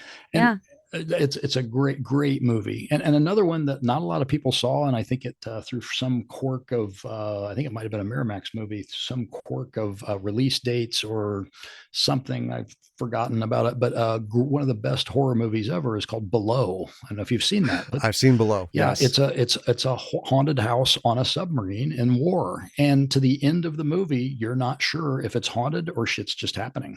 Yes, like what happens on a wounded submarine, and it's an amazing. The in-camera scares, the jump scares, the writing, the tension of being, you know, it's not quite Das Boot level of tension, but it's still amazing tension when you've got, is supernatural, are ghosts killing the crew, or was that just a flash fire or whatever? Until I think there's finally a reveal, or maybe not. In the very last shot, they kind of give it away or don't actually. So I love that, and not many people have seen that movie. Of thing. Yeah, because for our sci-fi series, that's an element that I love. There's an element where is the boat like. So the boat is actually a character in all of this, right? The ship, it's a pirate ship. It's in the future, another world, but the main character speaks to the boat. And the question that we have as we've written out episodes, let's keep it very vague. Is he just batshit crazy, or is this boat actually talking to him? Because the boat has a very weird origin. So is he communicating with it? And we hear creaks, we have it for the Foley, beam creaks, or the ship settles a little bit. And just to keep the audience going, what is it him, or is this thing actually? Yeah. And that's a hard thing to pull off as a writer, trying to juggle that. And as a director or whatever, however you're telling the story, is show it, or is there a monster or isn't there a monster? That's hard to pull off. Right. Session, another favorite movie, horror movie, which I don't know if you call it B or not, but it is. But Session 9. I just rewatched it. That movie blows me away, and it's working on so many different levels, and you don't even know it's working on different levels until you know it. And everything, you've seen what's going on the whole time. It's been in front of you, but is it a haunting? Is it not a haunting? Is Simon and the tapes a real demon, or is it just somebody's split personality? What is it? And if you haven't seen it or seen it recently, definitely worth a rewatch. Everyone should. Session 9 is just incredible. I want to break away from this for a second, because we're talking about all these great movies, and we had talked before we started about maybe discussing what is a B movie. Yeah. as compared to like a fully funded studio film. And then obviously we know indie. The easy answer is indie films don't have SAG, don't have AFTRA, don't have don't have all that stuff. They can, but pure indies. But yeah, the tiny ultra low budget, but still, ultra low budget stuff is guerrilla shooting and all that. But talk about the B movie. So as someone who sat in the front row to this studio life, let's talk about what makes a movie a B movie as compared to we just call them A films or tentpole. Tentpole films. Yeah, tentpole films or big budget movies or art films or whatever variation. You know what? I don't even know, and I'm sure there's a real definition out there that people have come up with, and friends of mine are listening now and going, "You idiot! Here's the definition from Siskel and Ebert or whoever." But I'm sure there is one. But it always meant to be the programmer more that it was the lower budget and something the knockoff where the prestige film gets the big actors and the big money and the big grand story and wants to win the Academy Award. And then the B movie, it's more, to me, B movie means genre, where it embraces the genre, particularly horror, but also sci-fi or whatever or comedy or whatever. Whereas you get, not just art films, not a big art film, but like a big studio film doesn't necessarily embrace the genre. Like famously for years, I don't know what they call it now, but Silence of the Lambs is called a thriller. Well, okay, right. That's one of the greatest horror films ever made. Yes, it's thrilling, and you can call it a thriller for whatever you want. But no, call that a horror movie. Alien, the same way, it's a sci-fi movie. No, that's a horror film. It's a horror film. Flat out. Yes, it's in space, so it's horror, sci-fi. You can mix the genres, but to me, that's when I think B movies embrace the genre, and also you mix in the, maybe not the A-list actors, although great A-list actors do B movies sometimes. Yeah. Sometimes they drop down or on the way up, or I think what is it? One of the Chainsaw movies with Matthew McConaughey playing one of the most demented parts ever. He's out of his mind in that movie. It's great, but that was before he became, the icon that he is. But yeah, I think that's, to me, it's the combination of the budget and the level of the actors, but also just that embracing and unapologetically embracing the genre. That, to me, again, there's probably a real definition somewhere. Okay, because we always talked about like budget and stuff. So like before we began, we were talking about Star Wars. It's a B movie. It was B movie because the studio didn't care, and we usually kind of describe it as it's sort of what we call a summer filler, or the dead zone filler, which is that bit in the spring before the summer blockbusters, and then in the fall before the winter Oscar wannabes, and they just want to put movies in the theaters to get people in so they can get some ticket money. So budget comes into that. One of our all-time favorite B movies is Bubba Ho-Tep. Oh, I love the book. I love the movie. Don Coscarelli and Joe Lansdale, just two creative, mad people. And just, I always say, I don't like when people say filmmaker. I'm like, I'm not a filmmaker. Films are a collaborative medium, but every now and then there are certain people that can wear that title with pride. And like I said, Sam Raimi, okay, even though there's, 500 people making a movie, Sam's a filmmaker, 100%. Yes. Yes. And the same thing of all that ilk, Don Coscarelli.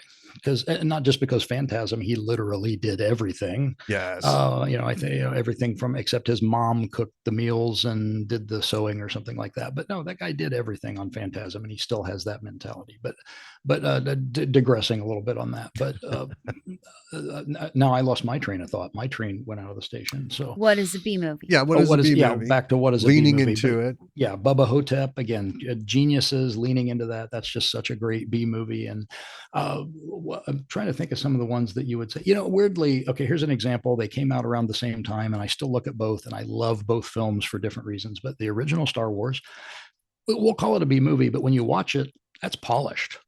It's polished. It's clean. It's great acting, amazing special effects that hold up. I don't even know how many years later. You could arguably say that that's an A movie any day of the week, in spite of the science fiction genre. But at the same time, one of the most unapologetically B movies was made. I don't know if it was the same year or right around the same time, but the Flash Gordon.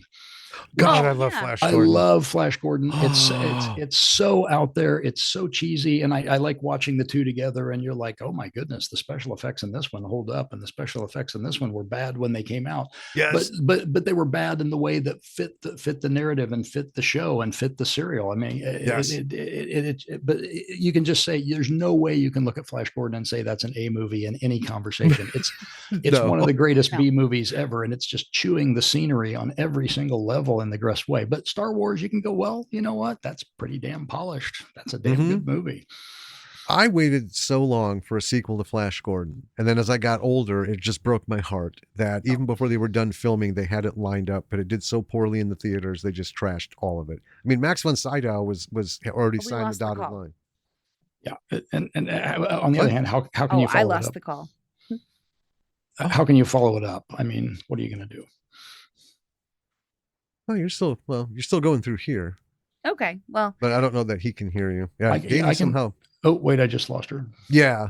I'm looking at her, so I didn't know. I can still hear, though. So there you go. That happens sometimes. You can hear her? Yeah. Perfect. Oh, my mic is going through yours. Okay. Yeah.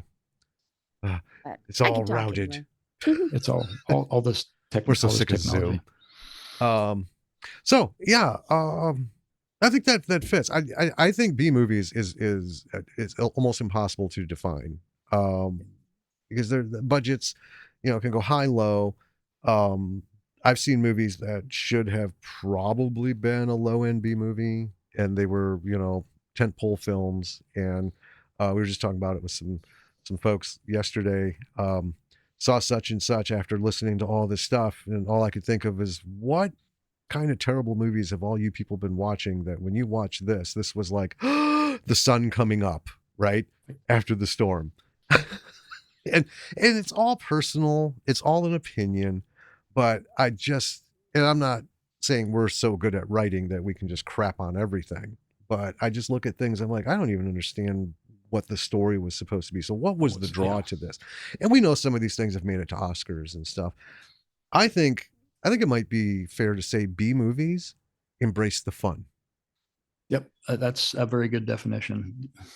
Because I haven't come out of a B movie where I felt like this was a 90-minute lecture.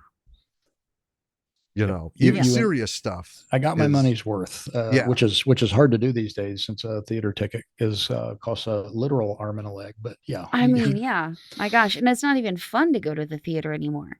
No. Yeah, we've had that discussion too. That weird experience. But yeah, no, it embraces the fun, embraces the genre, embraces all that. And it just reminded me of another one that they spent $1 zillion on and has great actors. But I still can't believe to this day, the first time I watched The Fifth Element, I didn't like it. I think I've seen it 100 times now, and it's in my top 10 of all best films ever. Again, a cast, a director, and a money, and a special effects, and that is such a great B movie, and it's just fun all the way through. So, okay, let me ask you this then. So, as an author, the big well, it's not really the big thing. It's been going on for adaptations, right? Adaptation. Something does good. I mean, we got Game of Thrones because a couple books did good, and it didn't matter that the story wasn't finished. Studio's like, well, we'll take care of that. Oh, there you are. And hi. Would you, if someone came to you and said, hey, we want to take this book and we want to put it on the screen, would you, and this kind of ties into way back at the beginning when you were talking about rewriting someone else's work, because I know that is like a sticky wicket it's the job, but it's like you want to put your fingers in somebody else's cooking. It's that whole thing. What would your feelings be if I was from Paramount and I said, we want this book, we want the rights to turn it into something, to adapt it? Would you want to be the one involved with that, in charge of that, or like some semblance of, and I know what you want isn't always what you get. Yeah, exactly. No, if the opportunity came up, and there's a lot of properties that I've seen that I'm amazed that haven't been made into shows yet. No, I would love the chance. But the hard thing is, and this is something that fans don't get. And again, I'm a fan. I've done it myself. Is, it's not like the book. It's not like the comic. It's not like this.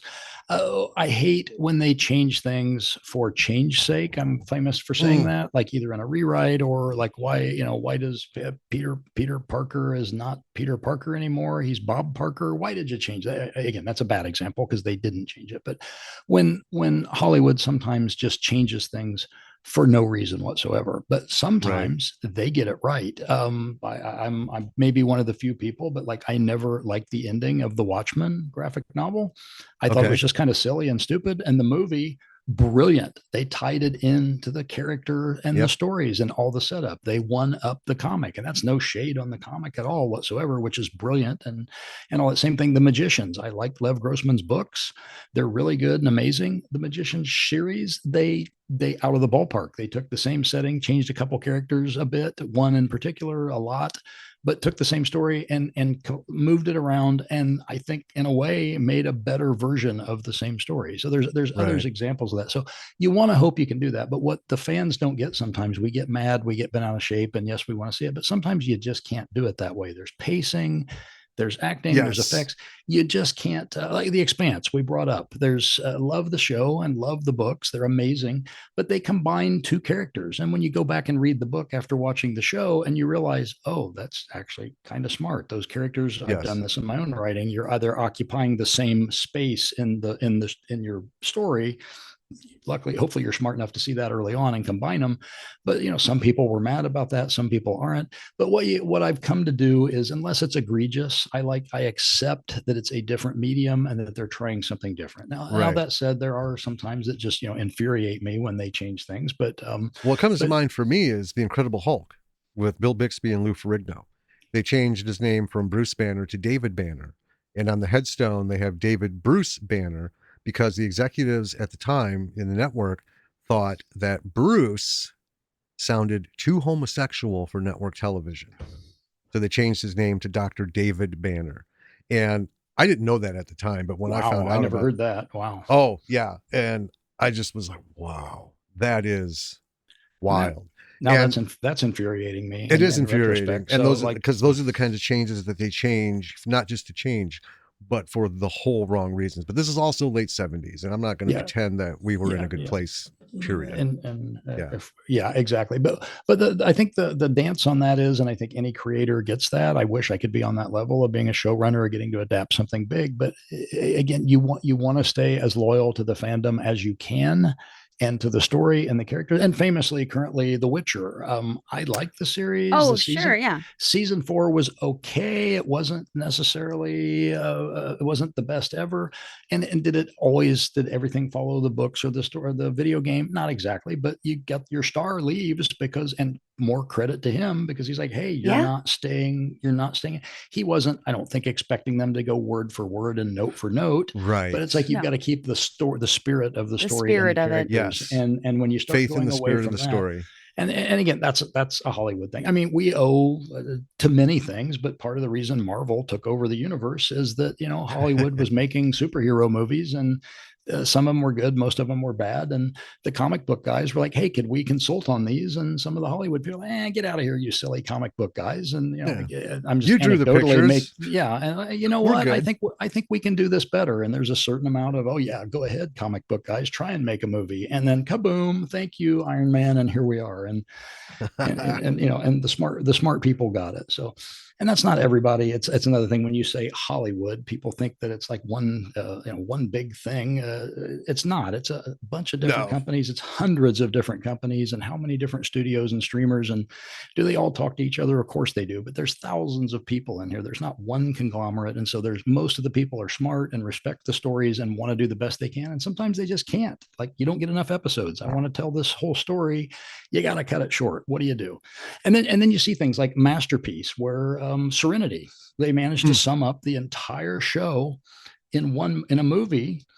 You can watch the movie without having watched the series and still have an amazing experience. Like that's next level. Like, wow, yes. How do you? I couldn't pull that off on my best day, right? I mean, of course I could, but yeah, things like that. So yeah, that's the thing about measuring expectations with adaptations. And the other way is you kind of just, I've matured in that a little bit. I still get infuriated here and there, and hey, they changed Battlestar Galactica. It's completely different than the show that I loved in the 70s growing up. And then they made it so much.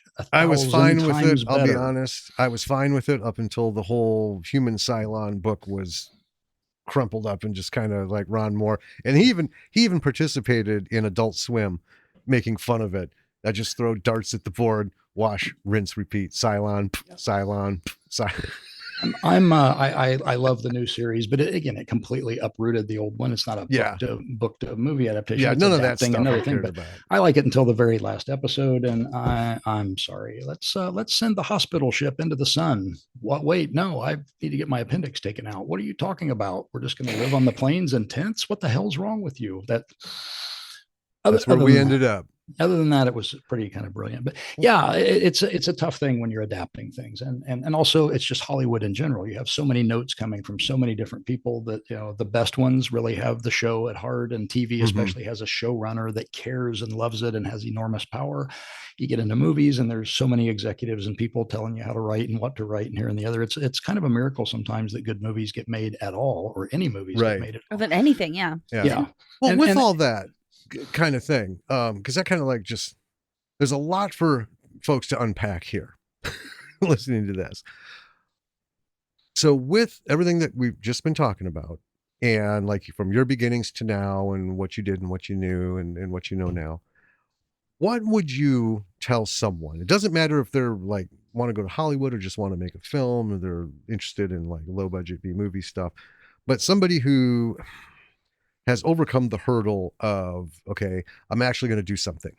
So I bought a camera of some kind. I've got a microphone of some kind. I'm going to get some folks together who know more about the other aspects of this than I do, because I want it to be as good as I can make it for free, or for, just a little bit of money. But I want to do all this taking steps forward to get to be in the writer's room, to get to be someone who gets called, or their agent calls them, or gets an agent. I guess that's number one. Excuse me. And then has that agent calling them up saying, hey, there's a directing project, there's a writing project, depending on what they do. What would your advice be, or just general like umbrella illumination for folks who are, they're at the very bottom of this long climb?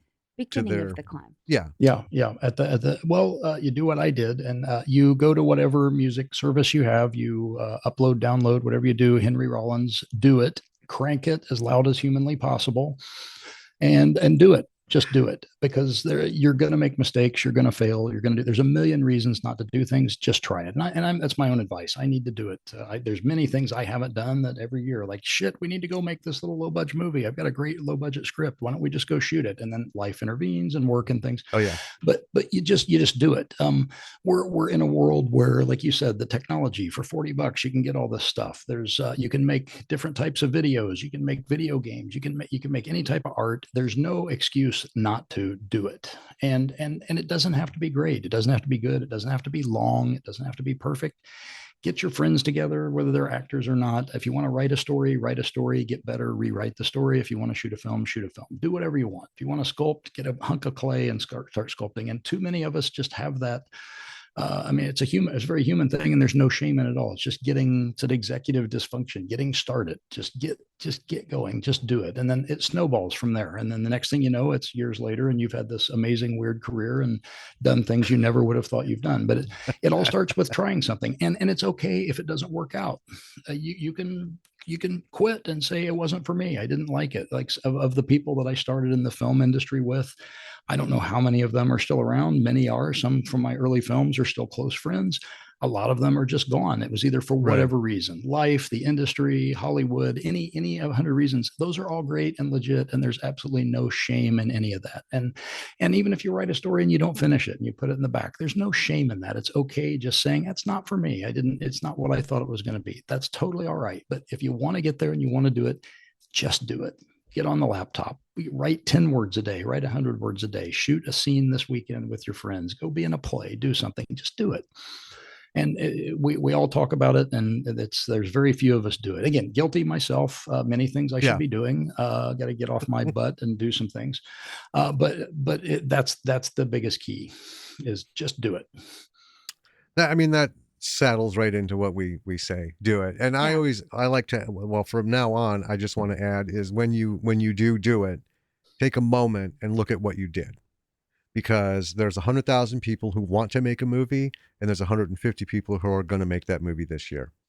Yep. Be the one in the 150. And when you do it, it doesn't matter if the sound didn't come out or if you made it and you're like, I can't show this to anybody because it just fucked up. Show it to your family and friends and say, look what I did. And then stand on top of that and say, I didn't want to make a movie. I made a movie. Yeah. Yep. And then next time, maybe you can learn something from it or be more careful, back up your drives, whatever. Because, things happen. But, or you completely hated it and you want to go become an accountant. That's fine too. That's great. I mean, that could be the defining moment. I mean, that's a piece of advice we've gotten from somebody before where I think someone said, if there's literally anything else in your life you can do and be happy doing it, do that instead. Yeah, do something. It's if you've seen another great film, not horror at all, but Decline and Fall of Western Civilization, Part 2, the Metal Years, and I'm pretty sure it's Lemmy that they're asking him. Same question. What do you give advice to people that want to get into music? And he's like, don't do it. Yeah. What are you nuts? Don't do it. Oh man. But so the opposite of what I said, but yeah, just do it. Cause it's so easy these days to do something and it doesn't have to be good. It doesn't have to be brilliant. You may be brilliant. You may not. And it doesn't matter. Did you have fun with your friends? We did a movie I helped produce years ago that my friend Tom Calloway directed called Broke Sky. We went down to Waco, Texas, where he's from. And we shot a great little Texas noir movie that it was on Amazon. It'll be back on. He's got the rights back, but we made a great little piece of art. We sweated our brains out. It was very difficult. Nobody made any money. I slept on a cot in his sister's barn while we're doing it because we just, it was the pure indie thing. And we all credit to Tom, made this a great little film and won some festivals, got great reviews and variety. And we ended up not being able to sell it for much money for various reasons or any money. But at the end of the day, I look back on it and it's one of the happiest moments because I got to work with a horror icon director, Jeff Burr, who was a friend, and I got closer to Jeff. I got to get closer to my friend Tom and other people on the crew, locals in Texas. Some people had never been on a film set. Some people came out of a film program at the community college. Others were our friends that came out from Hollywood to pitch in and help. Tom's family were just all there. His I think brother-in-law and sister were the art department, and it was a friendship thing. We made a piece of art, but the art was also our friendship and what we did. Yeah. And that film is a testament. And when you're outside of that, I think that's something people don't get about film. You get on some of the projects and some even the big, sometimes it's just a job, but you get on certain projects that are just special. You're making a piece of art that will hopefully stand the test of time and win Oscars and make zillions of dollars. But at the end of the day, a bunch of people got together and made something. We made something creative that said something that had great performances and moved people. And that's the stuff I take to my grave. I wouldn't trade that for all the Oscars in the world. Well, maybe one or two Oscars. Just one is maybe fine. Yeah. What okay, so we went through a little list of stuff and you've actually given like a very long list of things for our listeners to look up and go see. Is there anything you're doing that you would like to put out there? Plug. I mean, obviously I'll have the link to the website and stuff. Plug. Self-promotion time. I'm more famous for plugging other people's things. I'm the biggest. Hey, us too. I'm the biggest Joe. I've become the biggest Joe Abercrombie fan in the world. So if you don't know him yet, just Google it. And just his books. Do the deep dive. I can't. Yeah. I don't even want to write anymore because I'm like, it's been done. It's the position is taken. Joe Abercrombie is just, and I just hear his latest book, which is the most accessible and fun, even though it's still dark fantasy, is James Cameron, I believe, just optioned it. So The Devils is his new one. Which but I'm promoting my book, of course. My first novel's out, Whatever Happened to Uncle Ed. Long time making it, long story, but it's about a one-time former high school basketball star that inherits from his weird, creepy uncle, inherits a house and a family curse, and he's got to put his life on the line to break this family curse. And the book goes in many, many different directions and unpeels onions about the character and his upbringing and the sports mentality that I'm fascinated by, of people like film people and others that will just do anything to accomplish a goal. So and there's demons fighting against demons in a weird magical cavern and gladiatorial things, and there's love and there's family elements. It's all about his relationship with his mother, and again from the title, Uncle Ed, who's the mysterious weird villainous character, goes in a lot of different directions, but in a wonderful way. So I'm really proud of it, and it says a lot. And it's a horror story. It's fun and funny, as Kirkus Reviews said. I managed to make your deepest nightmares both horrifying and hilarious at the same time, and I'm really proud of that review, among others. And it's touching and it's heartfelt, and there's all kinds of B movie. There's very many. I could do the pop-up video version from days old. I could do of the B movie references that are in it that I've pulled from my writing. So nice. I'm promoting that, and just get out there, read Joe Abercrombie, watch great movies, watch One Cut of the Dead, watch anything. And I always like to say this to people. If you've watched something, a film, a song, especially from indies, you read a book on Amazon, doesn't matter, leave a review. Yes. If you hated it, just let it go. Well, for whatever reason you didn't like it, you don't have to bash somebody. But if you genuinely like something, just leave a review. My book, anybody's book, anything, even if there's 10,000 of them, you don't have to do a big write-up. You can just do a star or something. It means so much to the creator of the song, of the art piece. You buy something off Etsy, you buy whatever you do. Just give a shout out to the creator. And if you want to put it on your Instagram, hey, read this great book, got this great piece of art. We live and die for that. Not only does it help promote it and helps people make a little bit more money so they can do the next one, but it just means so much to get a great review of someone like, hey, this book, this picture, this song touched me. It meant something. And people forget that. It's like we just consume, but we don't give back. So you know what? That flows right into B-Siders. When we say at the end, rate, review, subscribe, share. See, it matters, folks. I'm giving back. So I keep track of books that I read within a year, right?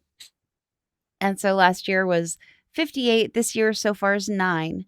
And my big goal is not necessarily to read X number of books, but to make sure that I review every book that I read. Oh, wow. Wow, that's a lot.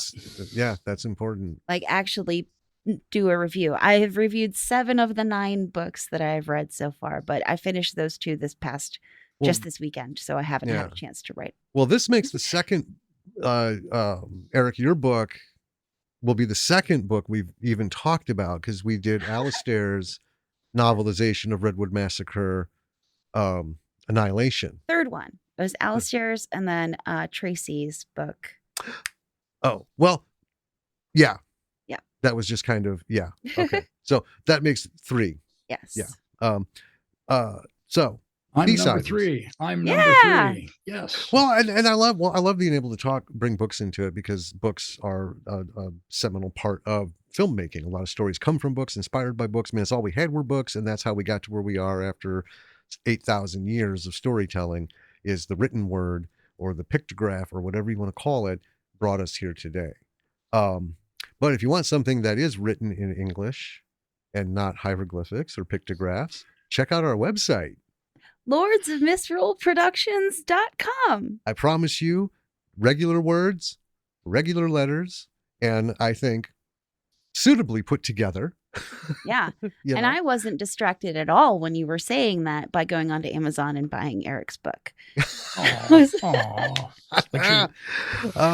We will have links, folks, to Eric's website. We'll put an Amazon link into the book, and I used to put in where movies were seen, but that has become so fluid and fast changing. They move around a lot.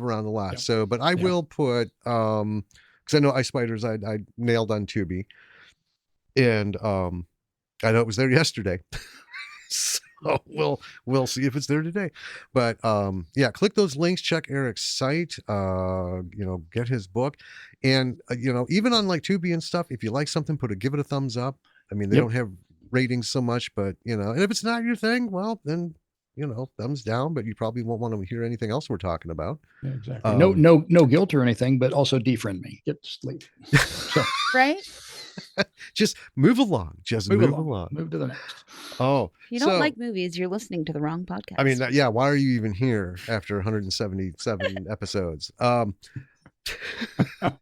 So B-Siders, I hope you're going to want to play this back, because Eric, you gave us so many wonderful titles, even just in passing, of great, great films.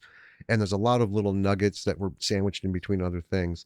Folks, this is like a 3-listener. So once you get done, roll it back if you need to take a break, whatever. But, listen to it again. And write down the names. Well, and pick at least one point listening to it where you're not listening to it while working, while doing stuff. Right. Soak it all in. Because my head's still spinning and I'm the one talking with this wonderful man. So I can only imagine. Yeah. But Eric, thank you so very much for talking to us, sharing basically you with us. This has been amazing, and we very much appreciate it. I know everyone says that, but we try to make sure everyone knows that we genuinely are so surprised that we're even talking to people like you, because we started this podcast with no idea of what to do with it. Two nerds who like to watch movies. Yeah. My head is swelling. The head is swelling. No, it's great. I really appreciate being here and everything I do, because again, I'm a fan first and foremost, and to be just like people are reading my book, that's amazing, or seeing something I worked on. And I love what you're doing, and everyone meeting people that are similar people to me, but also spreading the love. You see that great movie that you want other people to see it, that great book. And that's how you find the best ones. And that helps the whole process. But it's just like, enjoy, watch it. You don't have to buy my book or read my book. I hope you do, and buy 20 copies for your friends and all your Christmas giving. But no, just watch things and see things in other people, because it just helps the whole creative community, because human beings are just a radically creative creature, and it's amazing and wonderful what they can do when we unleash it on a keyboard or with a film camera or whatever. And it's amazing. And I think, as I said once to end a poem years ago, the only thing worth living for is art.